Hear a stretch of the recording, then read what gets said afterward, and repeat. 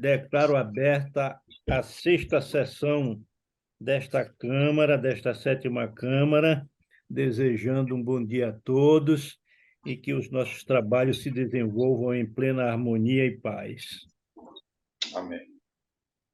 Nós temos aqui o primeiro processo, que é um processo que foi pedido vista pelo desembargador Tairone, pedido compartilhado comigo. Eu irei anunciar o processo. É a apelação civil número 0045-142-54, 2012, São Luís. Primeiro apelante, Hyundai Caoa do Brasil Limitada, advogado Nelson Williams Tratoni Rodrigues. Segundo apelante, Pátio Comércio de Veículos S.A., advogado Marisa Tavares de Barros Silva. Primeiro apelado, PDC Lazera Neto, Ed7 Companhia Limitada e outro, advogado Alisson Mendes Costa e outro. Segundo apelado, Pátio Comércio de Veículos S.A., advogado Marisa Tavares de Barros Paiva, o relator desembargador Antônio José Vieira Filho, o relator desembargador José Vieira Filho, Antônio José Vieira Filho, procurador doutor Eduardo Daniel Ferreira de Melo. O Ministério Público deixou de emitir parecer por ausência de interesse.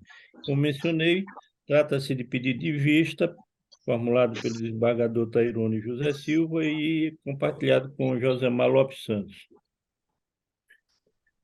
Desembargador Vieira, eu gostaria que Vossa Excelência inicialmente fizesse uma ligeira recordação desse voto de Vossa Excelência.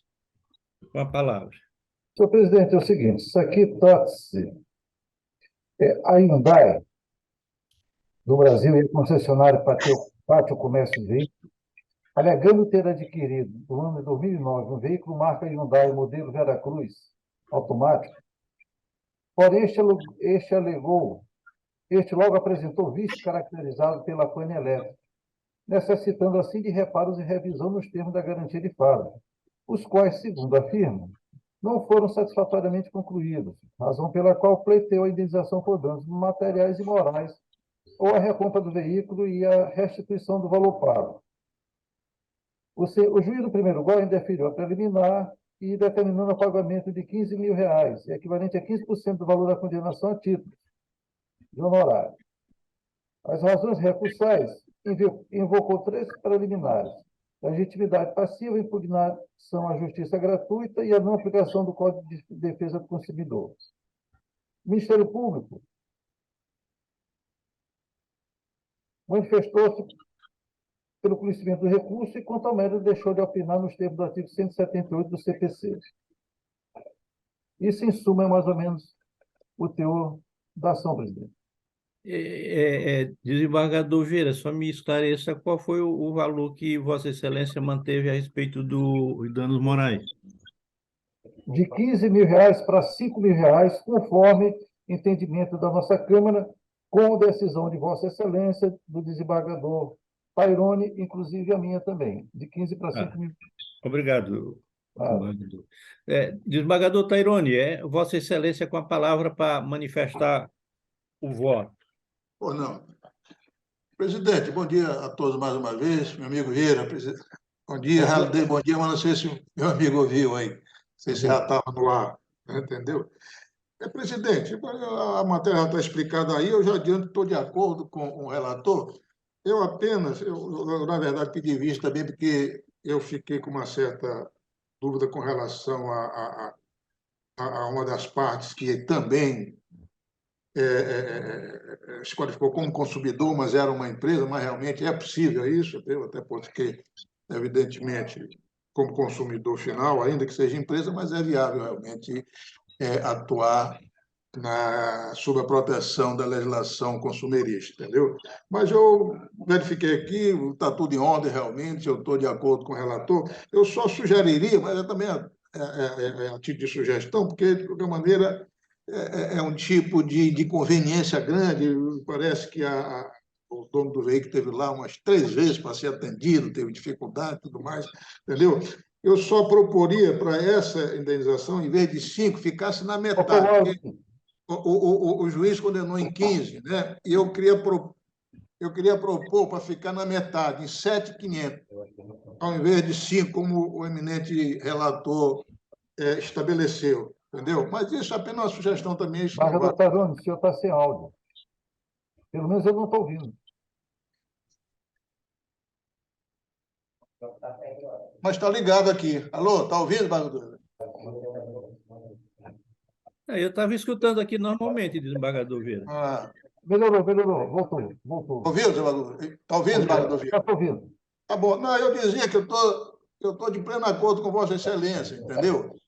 Eu apenas estou sugerindo, entendeu? Porque teve uma série de incômodos, inconveniências, realmente, parece que foi mais de 3 vezes lá, ou 3 vezes, para ver se consertava o carro. O carro era um carro 0 quilômetro, realmente, é uma frustração grande. O juiz fixou em 15, Vossa Excelência está colocando 5. Eu queria sugerir para ficar metade, 7.500, entendeu? Apenas essa sugestão que eu daria. Ficaria, em vez de 5, ficaria 7.500 a indenização por danos morais. Se a Vossa Excelência concordar, está tudo ok. Se não concordar também, eu acompanho Vossa Excelência também, do mesmo jeito. Senhor desembargador Tarone, o único problema é o seguinte, que nós já decidimos em questões iguais de 5 mil. E, de repente, a gente passa para 7.500, fica assim uma certa incoerência, eu acho. Mas, se todos estiverem de acordo, a gente pode subir, não tem problema. Mas que seria uma certa incoerência, sim. Desembargador Vieira, em julgamento anterior meu, eu já fixei esses danos morais nesse valor, em precedentes, em voto por mim proferido, De quanto? em R$ 5.000. Pois é, isso que eu estou falando. Então vamos permanecer no 5, né? Então, pronto. Não tem problema. Estou de acordo. Eu também acompanho inteiramente o entendimento do desembargador Tairone e o próprio entendimento do relator. Não tenho nada a acrescentar, também estou acompanhando o ilustre relator, o eminente relator. Então, Áurea, anunciando o julgamento, recurso conhecido e em parte, não é, desembargador Vieira? É em parte. Em parte, é julgado procedente apenas para fixar os danos morais no valor de R$ 5.000 e mantendo a decisão como anteriormente prolatada. O Ministério Público, pelo que consta, não manifestou interesse nos autos. Prosseguindo com os julgamentos, desembargadores, eu irei anunciar o segundo processo, que inclusive é da minha relatoria. Desembargador Josemar, Pois não? eu só queria pedir que o doutor José Maria Machado baixasse um pouco a câmera, que a gente só está vendo só o cabelo dele. Como é, desembargador? Que o doutor José Maria Machado baixasse um pouco a câmera, porque nós só estamos vendo só um pouco da testa e o cabelo.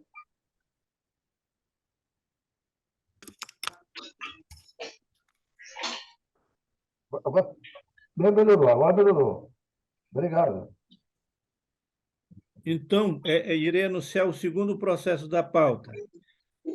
É a apelação cível número 0820188, setembro de 2021, Imperatriz. Apelante, Rafaela Soares Tagino, advogado Anderson Cavalcante Leal, apelado município de Imperatriz, Maranhão, procuradora Regina Célia Nobre Lopes, relator desembargador Josemar Lopes Santos, procuradora doutora Flávia Tereza de Viveiros Vieira, o parecer deixou de se manifestar. Eu indago à secretária se tem sustentação oral.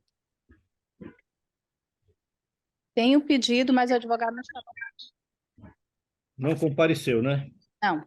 Então, Luiz Pares, vou proferir aqui o meu voto. No caso aqui, a recorrente... Pois não? Presidente, uma questão de ordem rapidamente, uma observação. Eu estou vendo aqui o doutor Zé Maria Machado, deve estar atuando como advogado, e eu estou verificando que parece que ele não está ali com as roupas, digamos assim, apropriadas Ah, para uma sessão tam- judicial. Eu me lembro que eu participei de uma sessão anterior, numa outra Câmara, e os colegas lá, inclusive, exigiu a beca, realmente. Sem a beca, eles não permitiram, inclusive, eu que ponderei para o advogado, pelo menos, pudesse participar, estivesse com o paletó, entendeu? Mas eu estou vendo agora que o doutor não está nem com paletó, né, doutor José Maria Machado, apenas para fazer essa observação. Desembargador Tairone, também nesta Câmara nós já se manifestamos Já, né? nesse sentido aí. O advogado tem que estar com as vestes talares. Aqui é um ato solene, certo? Então, Licença. eu indago do doutor Zé Maria se ele está É, devidamente Excelência, trajado para participar da sessão. Excelência, Para ele. eu não tomei essa iniciativa. É muito prazer em revê-lo, doutor Tairone. A última vez, quando o senhor esteve em Caxias, corregedor auxiliar, num processo antigo, há aproximadamente há 20 anos. Muito prazer em revê-lo. Eu não tomei essa iniciativa porque, em outras sessões de câmaras do Tribunal Estadual do Maranhão, não levaram a essa expectativa de que devesse nós estarmos, como, evidentemente, manda o nosso regimento interno. Razão pela qual eu não me providenciei nesse aspecto. Mas isso é irrelevante para mim, o aspecto de me providenciar para tal sessão, porque eu estou no meu escritório e aqui nós temos as vestimentas talares, terno para corresponder à altura ao Doutor, levantamento do desembargador Tairone. doutor Zé Maria, então adote as providências aí para participar da sessão, Pois né? não, doutor. E se bem relevando ainda o caso que não estou ainda inserido nesse processo. O meu processo é outro. Sim, é o tempo que nós fazemos e vamos julgar este processo e o ilustre advogado tome as providências para regularizar essas advertências aí do desembargador Tairone. Ilustres pares, então, dando prosseguimento ao voto antes anunciado, eu digo o seguinte: a recorrente alega que é servidora pública do município de Imperatriz e que, devido à Lei Municipal número 1279/2008, eram pagos aos servidores da saúde a gratificação de incentivo à produção, que no caso é o PAB fixo, no valor de R$ 500. Todavia, tal pagamento foi suspenso e, posteriormente, pago apenas para uma parcela de servidores, motivo pelo qual postula a implantação e o pagamento da referida gratificação.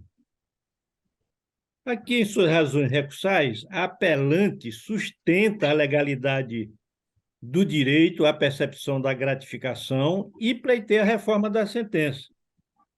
Por sua vez, desembargador Tairone, o apelado protestou pelo desprovimento do recurso. É uma situação aqui bastante singela e eu vou resumir o meu voto dizendo o seguinte: a Lei Municipal 1279/2008, ao instituir a gratificação de incentivo à produção, estipulou que esta seria concedida aos servidores públicos da Secretaria Municipal de Saúde.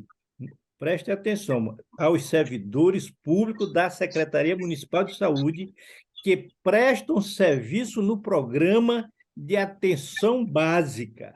Prestam serviço no programa de atenção básica.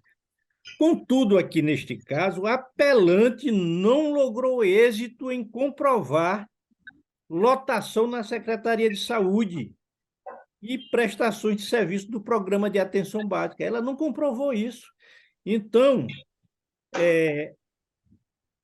nota-se que ela integra ao programa de saúde de família, não fazendo, portanto, jus a tal gratificação. diante da vedação do artigo 2º do decreto número 42/209, que regulamentou a Lei 1.279/2008, o que obsta o recebimento da gratificação por médicos e enfermeiros que atuam no programa de saúde e família, o que é o caso da apelante. Nesse caso, ele já recebe incentivo financeiro do próprio Ministério da Saúde. Eu aqui estou negando o provimento ao apelo. É como voto. Desembargador Tairone. Acompanhe, presidente. Desembargador, obrigado. Desembargador Vieira. Também acompanho, presidente. Se não me engano, na semana passada, retrasada, eu tive como relator um caso semelhante a esse. Acompanho. Tá, obrigado. Anunciando o julgamento, recurso conhecido e negado provimento, por unanimidade, sem interesse ministerial. O terceiro processo da pauta é o de número 082-01-7741, 2021, Imperatriz. Apelante Francisca de Lourdes Marques de Souza, advogado Anderson Cavalcante Leal, apelado município de Imperatriz, procurador Antônio José Dutra dos Santos Júnior, relator desembargador José Lopes Santos, procurador doutor Danilo José de Castro Ferreira. Parecer ministerial pelo conhecimento e deixa de se manifestar quanto ao mérito.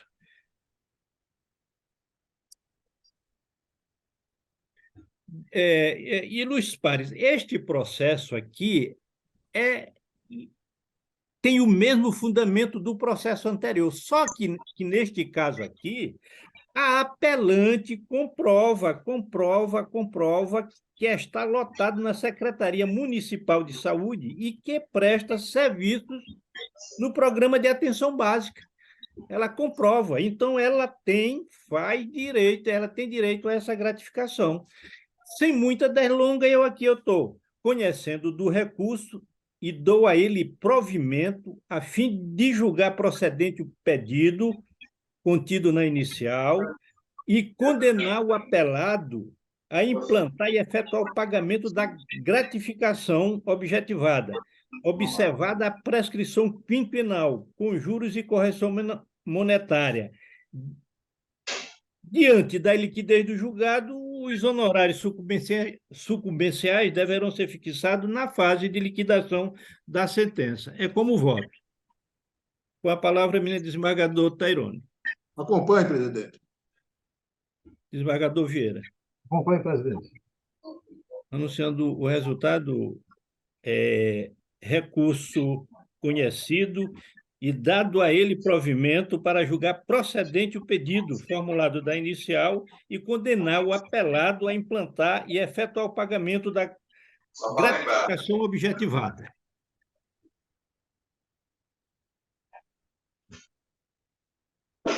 Quarto processo. O quarto processo também é da minha relatoria. Irei anunciar o processo. Antes de eu anunciar o processo, nós temos sustentação oral, né? Sim, o advogado já está presente, doutor Figueiredo. Doutor Figueiredo, chegou ontem à tarde em minha mão um pedido de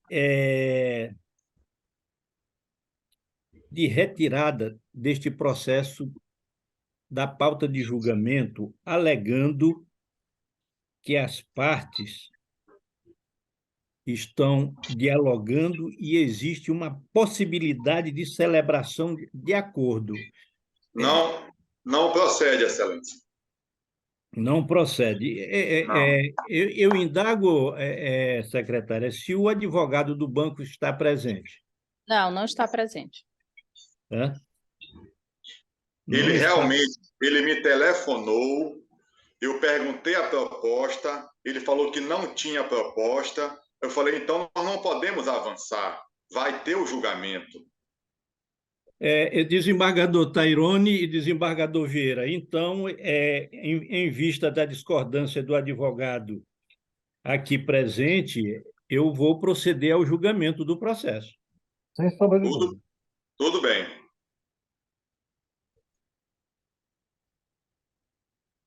Então, irei anunciá-lo. É a apelação número 083095124/2019, São Luís. Primeiros apelantes, Cláudia Ribeiro de Souza, Alessandro da Silva Cardoso, Cléris Ribeiro de Souza. Advogado José Antônio Figueiredo Ferreira Júnior e outros. Segundo apelante, Banco do Brasil S.A., advogado Leonardo Kendiger Leite Chicar. Primeiro apelado, Banco do Brasil S.A., advogado Leonardo Kendiger Leite Chicar. Segundo apelado, Cláudia Ribeiro de Souza e outros. Advogado José Antônio Figueiredo Ferreira Júnior e outros. Relator desembargador Josemar Lopes Santos. Procuradora, doutora Flávia Tereza de Viveiro Vieira, que, quanto ao mérito, deixou de opinar. Como vai haver sustentação oral, eu vou fazer aqui um breve relatório e digo o seguinte: cuido os autos de apelações interpostas por Cláudia Ribeiro de Souza e outros, primeiros apelantes, e pelo Banco do Brasil S.A., segundos apelantes, contra a sentença exarada pela juíza de direito auxiliar da 14ª Vara Cível do Termo Judiciário de São Luís, da comarca da Ilha de São Luís, Maranhão, que nos autos da ação indenizatória em epígrafe julgou procedentes pedidos formulados na inicial nos seguintes termos. Vou resumir rapidamente aqui o julgamento desse processo. O juiz de base condenou o réu ao pagamento a título de indenização por danos morais no montante de R$100 mil para cada genitor, quais sejam Cláudia Ribeiro Souza e Alessandro da Silva Cardoso, e de R$20 mil para a autora Cléris Ribeiro de Souza, coincidência de juros de mora, 1% ao mês, correção monetária. Condenar a parte requerida a pagar a autora Cláudia Ribeiro a título de dano material, pensão fixada em 2/3, aquelas situações que o próprio STJ já menciona. Fixar no valor de 2/3 salário mínimo a pensão, até que a vítima completaria 25 anos, né? E reduzida para 1/3 até a idade em que a vítima completaria 65 anos. Condenou mais a parte requerida a pagar a autora Cléris Ribeiro, a título de dano material, os valores desembolsados para o Hospital UDI, referente ao atendimento da vítima do período de 9 de junho de 2019 a 12 de junho de 2019. E, por fim, condenar a parte requerida na obrigação de fazer, devendo quitar a dívida em nome da autora Cléris Ribeiro de Souza junto ao Hospital UDI. Isso aí é o resumo da condenação imposta pelo juiz de base. Então, os autores, ora primeiros apelantes, ajuizaram a presente demanda sob o fundamento de que eram mãe, pai e tia de Camila Ribeiro Souza Cardoso, morta em decorrência de assalto praticado no interior da agência do segundo apelante. Sustentaram que tal situação lhes ocasionaram danos de ordem moral e material, estes últimos referentes aos gastos com atendimento médico da falecida em hospital particular, razões pelas quais pleitearam indenização por danos morais e materiais e pensão vitalícia de 5 salários mínimos. Os primeiros apelantes pugnam pela reforma da sentença para que os danos morais sejam fixados em R$200 mil para cada um e a pensão majorada para o patamar de 5 salários mínimos. O segundo apelante sustenta a ausência do dever de indenizar, posto que se trata de hipótese de culpa exclusiva de terceiro, já que o fato gerador do assalto constituiu caso fortuito e decorreu de conduta alheia a si e à atividade empresarial, o que exclui o nexo causal e, por consequência, a responsabilidade objetiva. Quanto ao dano material, aduz que inexiste comprovação dos gastos com as despesas médicas de Camila Ribeiro Souza. Requer, assim, a reforma da sentença para julgar improcedente os pedidos formulados na petição inicial, ou, ao menos, para reduzir o valor arbitrado a título de indenização por danos morais. Aqui, no caso, a Procuradoria-Geral da Justiça deixou de apresentar manifestação, dado a hipótese de ausência de interesse ministerial. É o breve relatório, ilustres pares. Com a palavra, o ilustre advogado para a devida sustentação, mencionando o nome, número de OAB para o devido registro. Será o prazo regimental. José Antônio Figueiredo Ferreira Júnior, OAB-MA 7718. Bom dia, desembargador Josemar. Bom dia, desembargador Vieira. Bom dia, desembargador Tairone. Bom dia, ilustre representante do parquê. Trago a análise de Vossas Excelências um caso gravíssimo que ocorrera na cidade de São Luís, que dispõe sobre a falta de segurança armada nos bancos, nas instituições bancárias. Este gigante do mercado financeiro, chamado Banco do Brasil. O Banco do Brasil, Excelências, destruiu, aniquilou, foi acachapante com a família da senhora Cláudia Ribeiro de Souza. Destruiu essa família. Por quê? Porque a Camila, a falecida, era filha única, Excelências. Isso mesmo, filha única. A toda manhã ela chora com saudade da filha. Se mudou para a cidade de Palmas, porque o quarto, a casa, tudo lembra a Camila. Ela, doutor Figueiredo, São Luís, não dá mais. Não dá mais para mim. Ela teve que se mudar, desculpa pela emoção, porque a Cláudia é minha amiga, independente da causa. Ela se mudou para a cidade de Palmas, porque não aguenta de tanta saudade. Pois bem, Excelências, a Camila era empresária, jovem empresária do ramo de estética. Peço licença para trazer uma foto dela trabalhando na sua empresa. A Camila estava despontando no mercado de estética em São Luís do Maranhão. A Camila, que sustentava a casa, jovem de 21 anos, fez faculdade na Universidade Selma.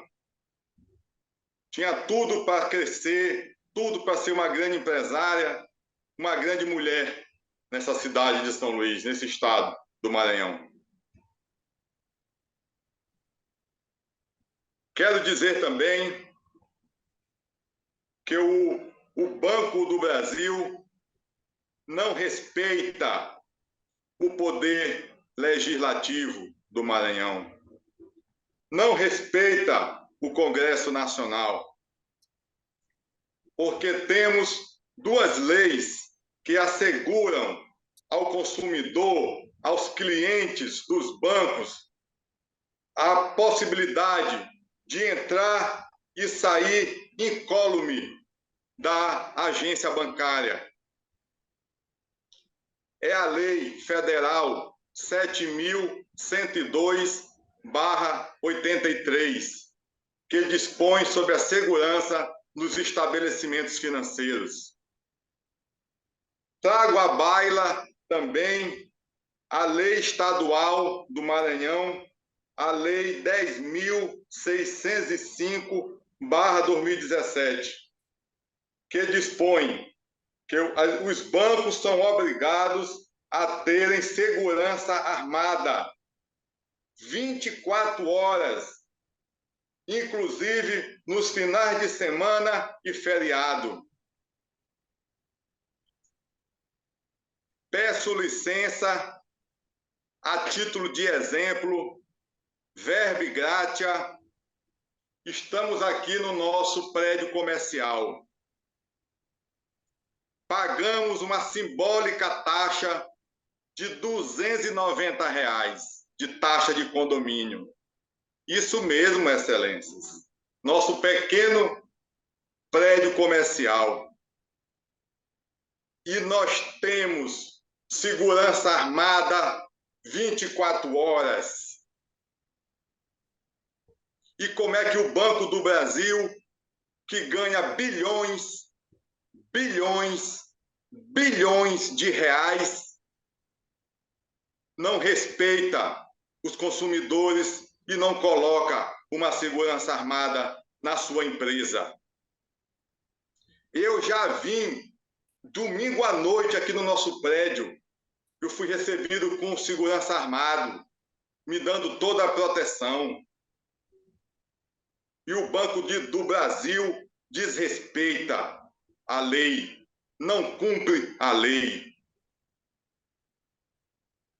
Então, excelências, é por conta disso que a defesa pugna pela majoração dos danos morais para o patamar de R$ 200 mil para cada apelante, orientado pelo STJ, que em casos semelhantes já houve condenação em 300 salários mínimos. Em caso idêntico, o STJ já condenou. Queremos requerer também a majoração da pensão para 5 salários mínimos, porque nós temos que ver os freios e contrapesos. Uma pequena empresária de ramo de estética e uma gigante do mercado financeiro, chamado Banco do Brasil. Por derradeiro, pugnamos também pela complexidade da causa, pelo zelo desses advogados, pelo trabalho realizado, a majoração para 20% de honorários sucumbenciais. Bom dia a todos. Obrigado, doutor. E mesmo sem a manifestação aqui nos autos do Ministério Público, eu indago se o Ministério Público tem alguma manifestação a fazer.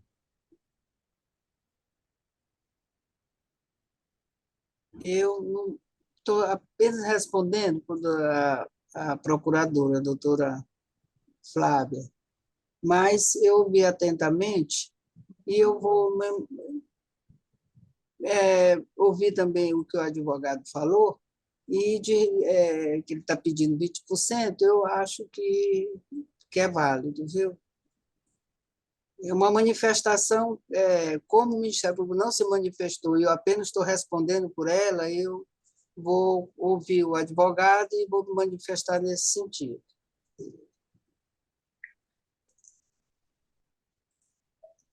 Será que ele não está escutando? Ilustres pares, então eu irei manifestar aqui o meu voto. Nós já, de acordo com o relatório do processo, está bem os fatos estão bem esclarecidos, e no caso aqui, também foi dito que o juiz de base julgou procedente os pedidos, mencionei a forma como foi julgado o processo, o juiz, só recordando, o juiz arbitrou R$ 100.000 a título de danos morais para cada genitor e R$ 20.000 para a autora Cléris Ribeiro de Souza. No caso, como já pontuado aí pelo ilustre advogado, os primeiros apelantes, eles pugnam pela reforma da sentença para que sejam fixados os danos morais em 200 mil para cada um dos genitores e a pensão seja majorada para 5 salários mínimos. No caso aqui, o segundo apelante, que é o Banco do Brasil, requer a reforma da sentença para julgar improcedentes os pedidos formulados, ou ao menos para reduzir o valor arbitrado a títulos de indenização por danos morais. Nós vimos também que foi dito que o local onde ocorreu o assalto e levou à morte da filha e sobrinha dos primeiros apelantes foi no autoatendimento. E o advogado foi taxativo em dizer que o segundo apelante tem o dever legal de garantir a segurança de todas as pessoas presentes em seu estabelecimento, inclusive nessa área.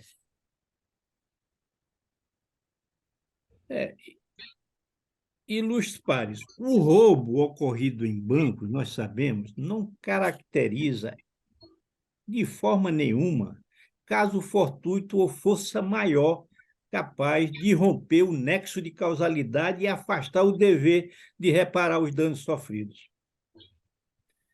Verifico que as teses apresentadas pelo segundo apelante de inexistência de obrigação de indenizar por tratar-se de hipótese de culpa exclusiva de terceiro, caso fortuito e evento de força maior, não merecem prosperar de forma alguma. Após analisar as provas dos autos, eu concluo pela existência da falha da prestação de serviço do segundo apelante no evento em questão. Eis que a filha e sobrinha dos apelantes, ao tentar utilizar o caixa eletrônico da agência do segundo apelante, foi abordada por assaltantes, atingida por projétil de arma de fogo e veio a falecer dias depois. Portanto, as provas dos autos demonstram que os assaltantes, portando arma de fogo, conseguiram livre acesso às dependências da agência, revelando completa ausência de segurança dirigida aos usuários do serviço, o que, nesse caso, confirma o nexo de causalidade entre o ato defeituoso do segundo apelante e o resultado morte da vítima. Portanto, ilustres pares, comprovado o evento danoso, bem como a responsabilidade do segundo apelante no evento, o dano moral fica evidenciado, hipótese em que a mera conduta ilícita já é suficiente para demonstrar o intenso sofrimento dos primeiros apelantes, a dispensar comentários. Contudo, ilustres pares, entendo que o valor fixado na sentença, a título de indenização por danos morais, deve ser mantido, por se mostrar justo ao caso concreto e dentro dos critérios da proporcionalidade e da razoabilidade. Também, quanto aos danos materiais, a sentença deve permanecer inalterada. Por fim, a pensão deve ser mantida como fixada na sentença. Está em consonância com os princípios antes referidos e traduz o entendimento do Superior Tribunal de Justiça. Eu aqui, ilustres pares, eu estou conhecendo do recurso e negando a ele provimento para manter a sentença integralmente como prolatada. Como voto o desembargador Tairone.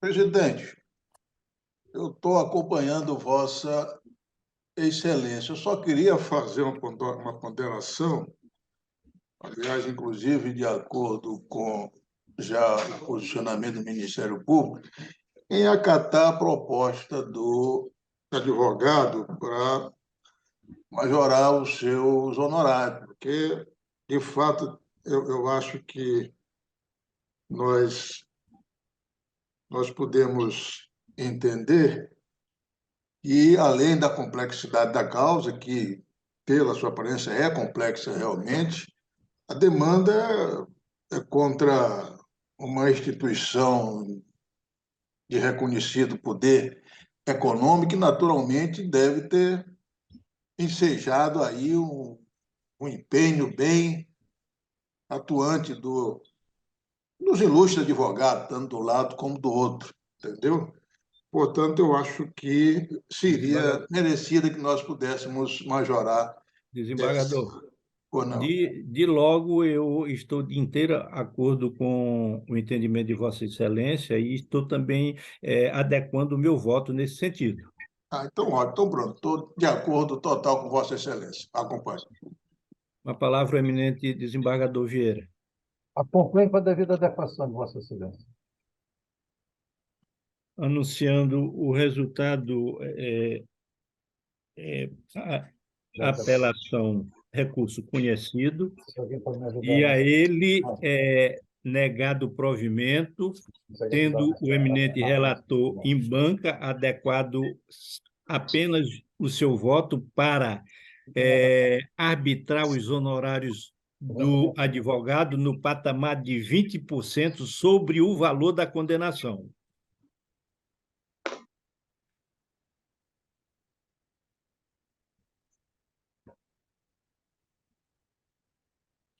Só um minutinho aqui, enquanto eu me valo aqui da pauta aqui. Doutor Figueiredo, agradeço a sua presença e muito obrigado. Obrigado, Excelências. Bom dia para Vossas Excelências. Irei anunciar o quinto processo da pauta, que também é da minha relatoria. Apelação cível número 080 49 36 31 2019, Caxias. Apelante Rosalina da Silva Soares, advogada Elisângela Silva Bezerra, apelada Maria Aurizete Alves, advogado José Maria Machado Vieira Filho, relator desembargador Josemar Lopes Santos, procuradora doutora Temes Maria Pacheco de Carvalho. O parecer é pelo conhecimento e, quanto ao mérito, o Ministério Público deixou de se manifestar. Eu indago a secretária se nós temos sustentação oral. Sim, a doutora Elisângela está presente, doutor José Maria Machado. Irei, então, fazer o relatório.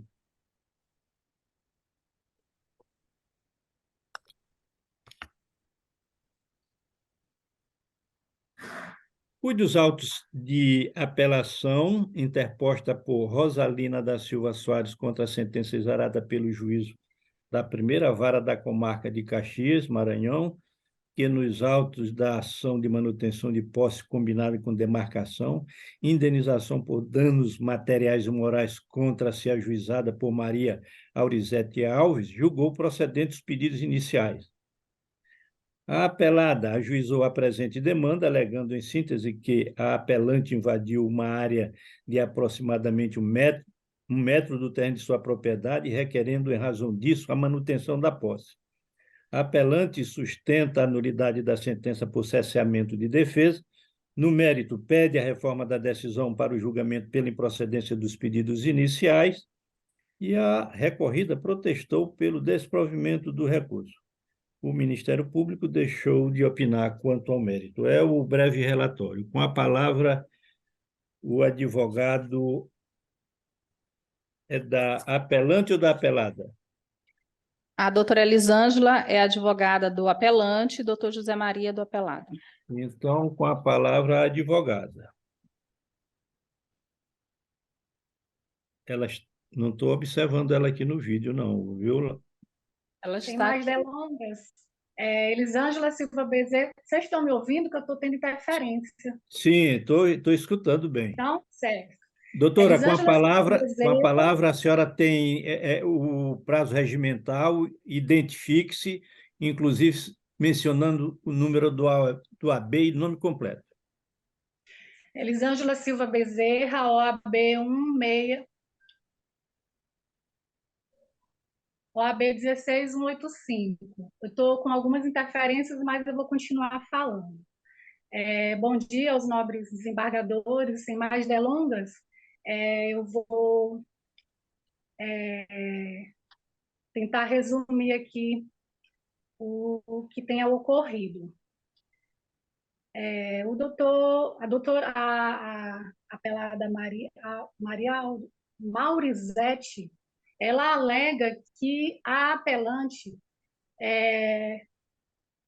tomou uma parte da propriedade deles, né? Inclusive, eu peticionei ontem os autos, coloquei imagens atuais, conforme o ID 25.008.150, se os nobres desembargadores puderem dar uma olhada, nas imagens dá para se observar que existe uma haste que divide o terreno da apelante com a apelada.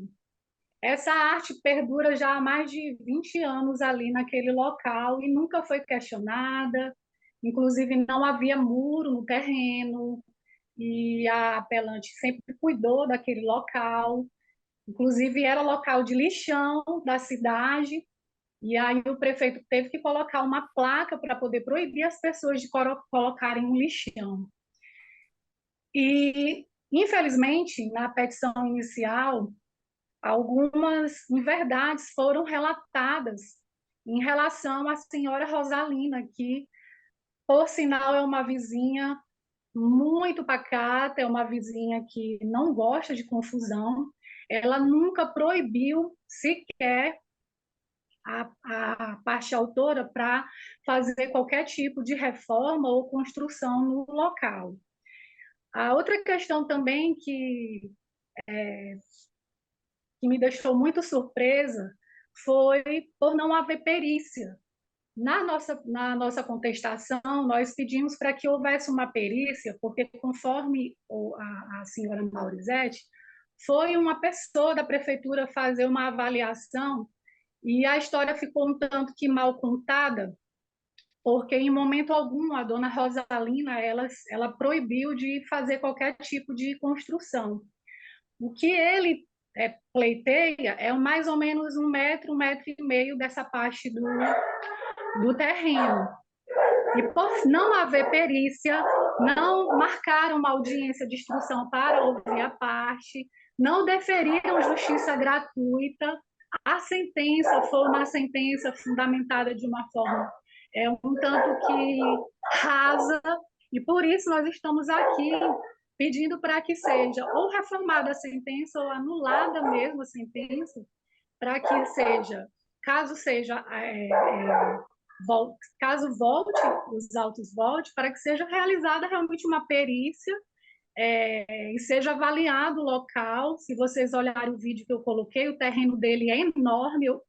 Eu particularmente, com todo respeito ao senhor José Maria Machado e a apelada Maurizete, eu sinto vergonha alheia, porque é um pedaço tão pequeno que eles estão questionando e que todos os vizinhos têm os seus documentos. Outra questão também que ele tem levado em conta, juntamente com a parte autora, é sobre o aforamento. O bairro inteiro ele foi invasão. Na época, a prefeitura cedeu os terrenos, inclusive a minha mãe, há mais de 10 anos, é vizinha da apelante. Só que o que tem acontecido na cidade de Caxias?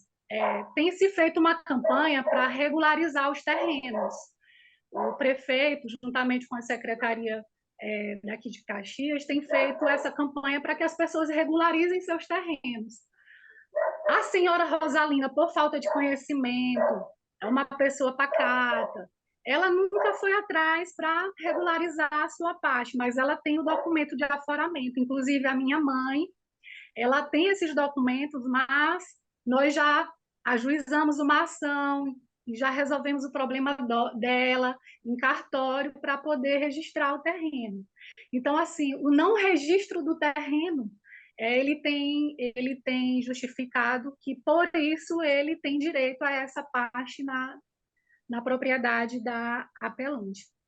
E, resumindo, nós gostaríamos que fosse analisadas as imagens que nós colocamos para que vocês tenham uma ideia do espaço e reiteramos o nosso pedido para que, se caso haja a anulação da sentença, que seja feita no modo que nós esperamos, com perícia, com audiência de instrução, que ela possa ser ouvida. Muito obrigada.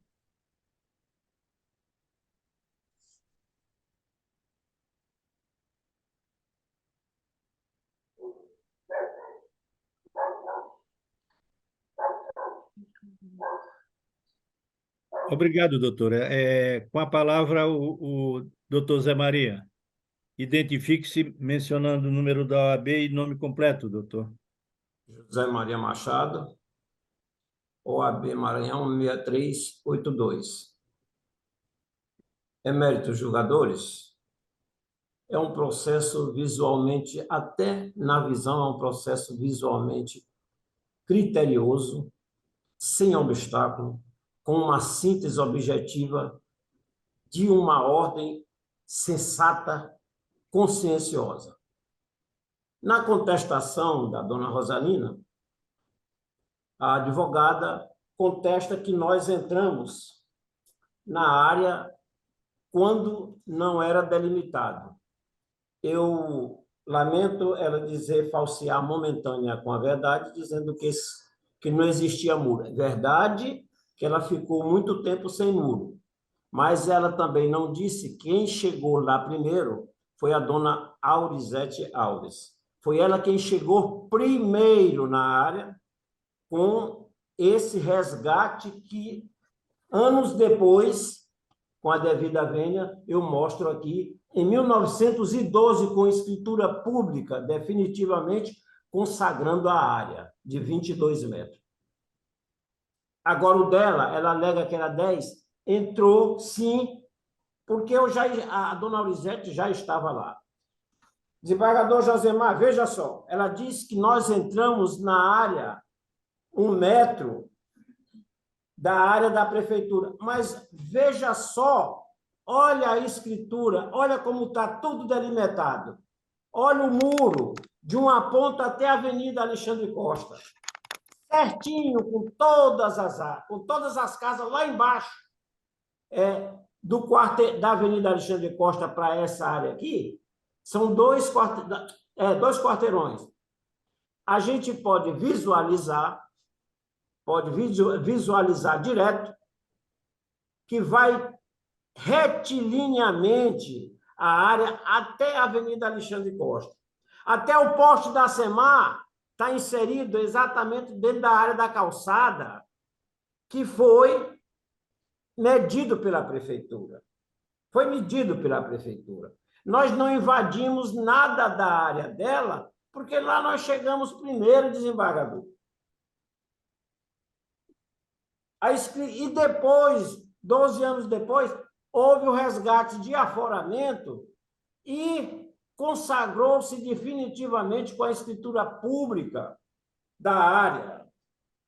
A dona Rosalina entrou anos depois e, como o terreno estava murado,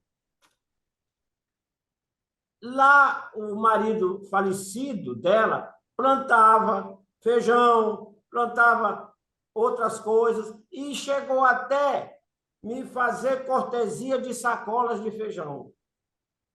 Quando realmente dona Aurizete precisou utilizar, percebeu que, pela medida, ela tinha adentrado 1 metro da área. O que a recorrida quer é apenas manter o que está na escritura definitiva. Nós não queremos nada da dona Rosalina. E a dona Aurizete foi de uma medida tão conscienciosa que chegou a falar para dona Rosalina, meio metro de terra, 1 metro de terra, vamos fazer o seguinte, eu fico com a metade, eu lhe dou os 50 centímetros. Não, não quero, só se for os meus 10 metros. Isso, salvo engano, se compulsar os autos, esse comentário está dentro dos autos. Mas não, nem isso ela quis. Chegou depois, não tem a documentação legal que a dona Aurizete tem e quer receber 1 metro do terreno de dona Maria Aurizete Alves. Isso que nós contestamos, foi isso que nós aceitamos a decisão do magistrado, porque está cristalino, está perfeito, está consagrado, e nós não temos mais o que discutir. Mas a doutora insiste em querer levar 1 metro de dona Maria Aurizete Alves. É isso aí. Olha, para o senhor ter uma ideia, só para finalmente, de um lado do outro. Olha o outro lado, doutor. Está aí. Tudo perfeito, com as calçadas medidas pela prefeitura. Tudo perfeito, tanto de um lado como do outro. Mas a dona Rosalina, que chegou anos depois, não legalizou o documento que aí está nessa documentação do recurso dela. E, por fim, esse muro que nós fizemos para completar aqui, foi nós que fizemos, porque eles quebraram o muro, fizeram uma garagem lá dentro da área do dona Aurizete. E, por fim, nós levantamos esse muro e esperamos que a justiça definisse. Esse é o questionamento, essa é a solidez da matéria e, portanto, nós insistimos em que tão somente a área requerida seja o que está na escritura definitiva. Muito obrigado aos senhores desembargadores. Obrigado, doutor. A doutora procuradora tem alguma manifestação a fazer? Sim, é para esclarecer. Ah, desculpa, pensei que era aí. Procuradora. Sim, desculpa. Não, desembargador, dessa vez eu não vou manifestar. Então, ilustres pares, eu vou proferir aqui, manifestar o meu voto. Já foi apontado aí tanto pelos advogados, como pelo próprio relatório que fiz, mas recordando a apelada, no caso aqui a dona Maria Aurizete Alves, ela ajuizou a demanda alegando que a apelante, a dona Rosalina, invadiu uma área de aproximadamente 1 metro de terreno de sua propriedade, requerendo, em razão disso, a manutenção de posse. E requereu a realização de perícia no local para as devidas medições. No entanto, aqui neste caso, o juiz, sem oportunizar a produção de provas, julgou antecipadamente a lide. E, Luiz Pares, esse caso aqui é muito singelo, muito simples. E, no presente caso, o que se constata é que o magistrado sentenciante julgou o processo sem oportunizar a produção de provas. Dessa forma, eu entendo aqui que é necessária a anulação da sentença, não sendo o caso de julgamento antecipado da lide. Então,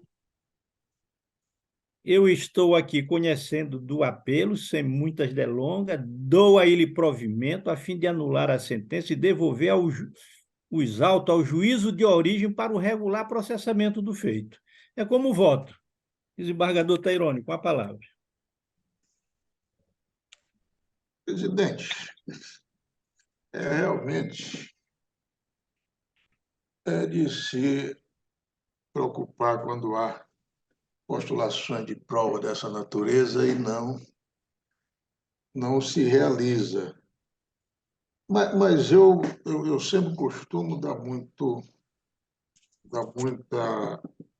atenção às decisões de primeiro grau, até porque nessas decisões é onde o juiz tem mais oportunidade de ouvir as partes, às vezes, de cotejar melhor ou com mais vagar a documentação, entendeu? Eu verifiquei nesse caso aí, presidente, que a recorrida, ela parece que apresentou documentos bem consistentes, viu, com relação a essa posse. Eu não vi da outra parte, com todas as vênias, qualquer manifestação no sentido de existir também documentos com as características que a parte apelada apresentou, tanto que a própria advogada informou que o terreno seria objeto de invasão, entendeu? Porque possivelmente não existiria a documentação correspondente. Mas a apelada ela apresentou documentos, me parece documentos bem consistentes, inclusive resgate de aforamento, né? Sabemos nós que o resgate é exatamente quando o fureiro passa a ter a propriedade completa da área que foi, então, aforada, né? E eu me perguntaria agora, digamos, com relação a essa, a essa, né, a essa prova requerida que não foi aceita, qual seria a outra medição, qual seria a outra base, digamos assim, para fazer o comparativo entre uma situação e outra, entendeu? É me Isso é que permitida falar, nobre? eu fiquei preocupado, entendeu, com relação a esse aspecto, entendeu?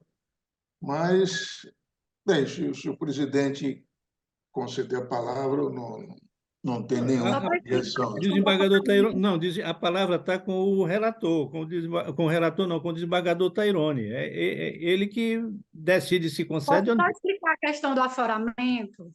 É Pois porque, não, pode ser. o doutor José Maria Machado, ele é da família, eles são pessoas conhecedoras da lei.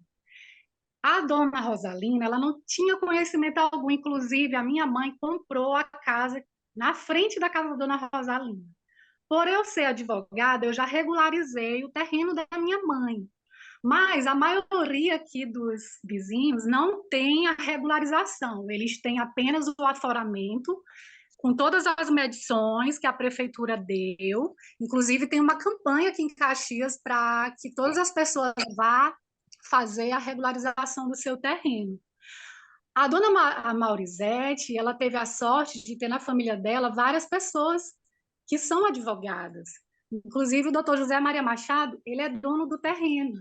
Então, assim, Não, as perdão, pessoas... doutor, assim, a senhora vai fazer outra defesa realmente, que não é o caso. Eu só Só, perguntaria rapidamente à senhora, para de, que eu não seja injusto também no meu como voto, apresentou o documento. se a dona Rosalina tem aforamento, tem Tem o documentação aforamento e o que está definindo sendo, a metragem desses terrenos, e e o se que está isso sendo está nos autos. E o que está sendo questionado não é aquele muro que ele mostra, porque Não, antes não, nem não, tinha não. muro. Eu fiz uma É a pergunta parte simples a Vossa Excelência, se ela tem o documento de aforamento, que, e nesse documento de aforamento, se tem essas metragens, se está nos autos esse documento. sim, foi juntado no processo, porque todos os vizinhos aqui têm o aforamento de doação do terreno, com as suas metragens. Não, doação é uma coisa, aforamento é outra. Saber se tem esse documento Tem de a doação aforamento, e tem o entendeu? aforamento. Nos autos, E né? tem a regularização do terreno ainda, porque ela Eu ainda não não sei se deu. o eminente relator poderia me esclarecer se tem algum documento de aforamento nos autos da dona Rosalina com as metragens da área dela.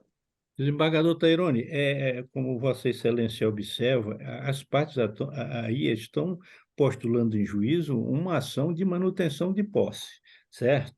E o que levou à minha decisão foi porque houve o requerimento de perícia, inclusive de inspeção judicial, e o juiz não atentou, eu acho que não atentou para esse requerimento e julgou antecipadamente a lide. É em razão disso que eu estou anulando essa decisão. Não teve instrução, não teve Não teve testemunha? instrução, não teve nada, ele julgou antecipadamente. Tá certo. Então, eu acompanho Vossa Excelência já. Com a palavra, o desembargador Vieira. Senhor presidente, trata-se de um processo de aparente facilidade, mas ele se torna um pouco carecedor de melhores apreciações dentro da instrução. Com essas considerações, acompanho o relator.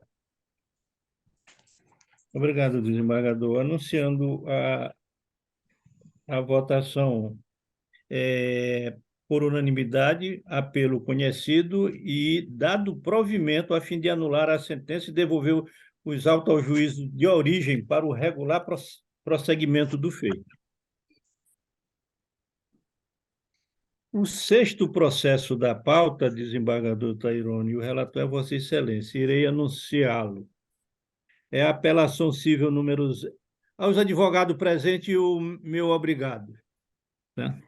Bom dia a todos. Bom dia. A apelação número 0800-790-68-2021, ZEDOC.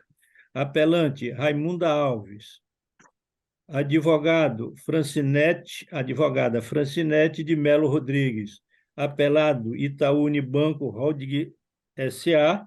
Apelado, o Itaú Unibanco. Advogada, Eni Anges Soledade Bittencourt de Araújo. O relator, desembargador Taironi José Silva. Procuradora, doutora Rita de Cássia Maia Batista, opinou pelo conhecimento e, quanto ao mérito, deixou de opinar. Com a palavra, o eminente relator. Tem sustentação oral? Advogado não compareceu, desembargador. Então, com a palavra, desembargador Taironi. Então, presidente, a matéria é bem simples, realmente. Eu vou ler a ementa aqui.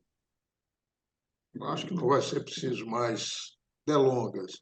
Processo civil, consumidor, apelação civil, ação revisional de empréstimo consignado, com condenação por danos morais, sentença de improcedência, pedido de reforma, abusividade da taxa de juros, inocorrência, abusividade de taxa de juros remuneratórios, incidente no contrato de que trata o processo que não consta devidamente caracterizado. Anulação da cláusula em que é prevista a taxa de juros que se mostre indevida, manutenção da sentença que se impõe, recurso de apelação conhecido e desprovido. Aqui é simples, a parte está contestando apenas a parte apelante, né? Porque na base o juiz não atendeu o seu pleito. Então, o que ela contesta é porque a taxa de juros do contrato foi 1,79. Então, ela está achando que essa taxa está alta e está indicando com uma taxa razoável, que seria a taxa de mercado, 1,63, né? Então, uma diferença aí inferior a 1% que está demandando a apelante, que não tem qualquer consistência, entendeu?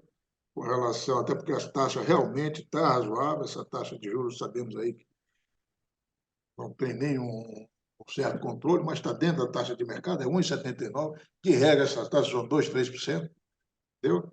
Então, eu estou também julgando improcedente, desprovendo a apelação para manter a sentença de base, por achar que está correto o entendimento do juiz. É como voto. Desembargador Vieira. Relator, presidente.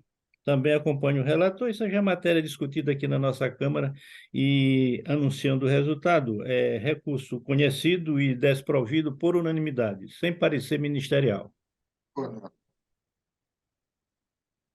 O sétimo processo da pauta, eu estou vendo aí na tela a fotografia do desembargador Bogé, ele se faz presente na sessão? Isso, o desembargador Vieira está impedido no próximo processo. Então, bom dia, desembargador Bogé, e meu abraço. É o 7º processo que irei anunciá-lo, também da relatoria do desembargador Tairone José Silva. É a apelação número 084-6453-03-2018, São Luís. Apelante, Indaiá Brasil Águas Minerais Limitada, advogado Gustavo, pronúncia aqui, Fernandes Vieira Júnior, apelado município de São Luís, procuradora Milena Gomes Martins, o relator desembargador Tairone José Silva, procuradora doutora Maria Luísa Ribeiro Martins, opinou pelo conhecimento e deixou de opinar quanto ao mérito. Com a palavra, o eminente relator. Tem sustentação oral? Excelência, tem a doutora Ingrid, mas ela ainda não subestabeleceu nos autos. Não está presente e não compareceu. Oi, olá. Se fez presente. Desembargador Tairone, a advogada está presente. Com a palavra, Vossa Excelência, para o relatório do processo. É advogada de que parte, doutora Da Ingrid? Indaiá Brasil. Da Indaiá. Desembargador Tairone, segundo a secretária, ela ainda não tem subestabelecimento dos autos, é isso, secretária? Isso. Então, desembargador, eu não sei se pode se admitir ela para fazer sustentação oral se ela não está habilitada. Eu só estou colocando esse questionamento. Mas eu concordo com esse entendimento. Se ela não está habilitada nos autos, não é advogada dos autos. Certo? Habilitada nos autos. Com a palavra, o relator. Com licença, excelências. Eu gostaria de informar que eu já fiz o protocolo do subestabelecimento nos autos. Vou verificar, só um minutinho. Pode requerer também um prazo para a juntada do subestabelecimento.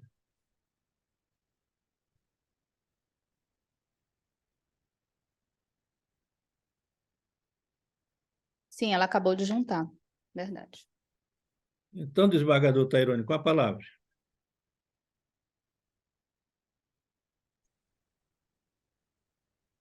Presidente, então está habilitada a advogada, né? Regularmente. Sim, prossiga. Presidente, eu vou. O pleito aqui, a advogada está pleitando pela Indaiá, né, doutora Ingrid? Tá certo. E me parece que o pleito aqui é só no sentido da inversão do ônus de sucumbência, é isso, doutora? Isso, excelência. É só essa questão, entendeu? E eu já estou adiantando que eu estou atendendo esse pleito, né? E vou explicar, né? Isso, se lhe, digamos assim, corresponder o seu pleito, eu acho que seria, não sei se a senhora queria insistir na sustentação. E o que aconteceu? O município promoveu uma execução contra a Indaiá comprovou realmente que não era devida a execução, o juiz reconheceu que não era devida, até porque, na oportunidade, a Indaiá já não estava funcionando, já não tinha mais atividade, o juiz reconheceu isso, anulou a execução, mas condenou a Indaiá em honorários, entendeu? Porque a Indaiá não teria feito comunicação ao município, entendeu? E está me parecendo aqui que não caberia esse posicionamento, porque, é claro, os honorários seguem a sucumbência, isso aí não há como se... Honorário não é pena, não é penalidade, entendeu? Se teria que aplicar alguma penalidade, seria diferentemente por falta de não ter avisado o município, seria outro tipo de instrumento, não honorários. Honorários segue a sentença, a sucumbência, entendeu? Então, eu estou dando procedência aqui para inverter essa sucumbência e, naturalmente, condenar na sucumbência o município de São Luís, né? E já adiantando aqui que o valor é um valor pequeno, o valor que está em demanda, não é nem R$ 1.000, é 960 reais, entendeu?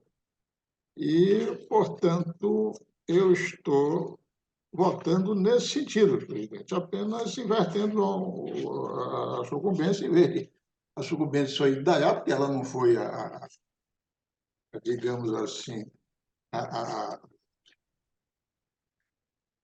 não teve o seu pedido deixado de ser reconhecido, foi reconhecido, tanto que foi anulada a execução, foi extinta a execução, e, evidentemente, numa situação dessa, que tem que ser condenado em honorários ao município. Então, eu estou votando nesse sentido, não sei se atende aí a pretensão da advogada também, se quiser fazer alguma observação, mas o voto é esse. Então, desembargador Tairone, eu indago da advogada se ela ainda tem interesse de se manifestar.